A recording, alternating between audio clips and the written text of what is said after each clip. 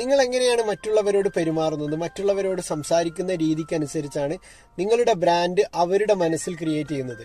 അതിനെ ബേസ് ചെയ്തിട്ടാണ് അവർ നിങ്ങളോട് പെരുമാറുന്നത്. നിങ്ങളൊരു ജോക്ക്, അതായത് ഒരു ഹ്യൂമർ സെൻസ് ഉള്ള ആളാണെങ്കിൽ എപ്പോഴും ആളുകൾ വന്ന് നിങ്ങളോട് തമാശ പറയും. നിങ്ങൾ ഏത് മൂഡിലാണ് എന്നുള്ളത് അവർക്കറിയില്ല. ഒരു പക്ഷെ നമുക്ക് രണ്ട് രീതിയിലുള്ള എനർജി ലെവൽ ഉണ്ടാവും. ചിലപ്പോൾ നല്ല ഹൈ ലെവൽ എനർജി ആയിരിക്കും, ചിലപ്പോൾ ലോ ലെവൽ എനർജി ആയിരിക്കും. നമുക്ക് മൂഡില്ലാത്തൊരു സമയത്തായിരിക്കും എന്തെങ്കിലും ആളുകൾ വന്ന് തമാശ പറയുന്നത്. അതൊരു പക്ഷെ നമുക്ക് ഇഷ്ടപ്പെട്ടോളണം എന്നില്ല.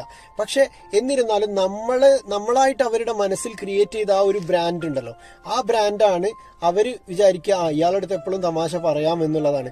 ആ തമാശ നമ്മൾ എപ്പോഴും അക്സെപ്റ്റ് ചെയ്യാൻ തയ്യാറാവണം. അല്ലെ നമ്മൾ തമാശ പറയാൻ പാടില്ല.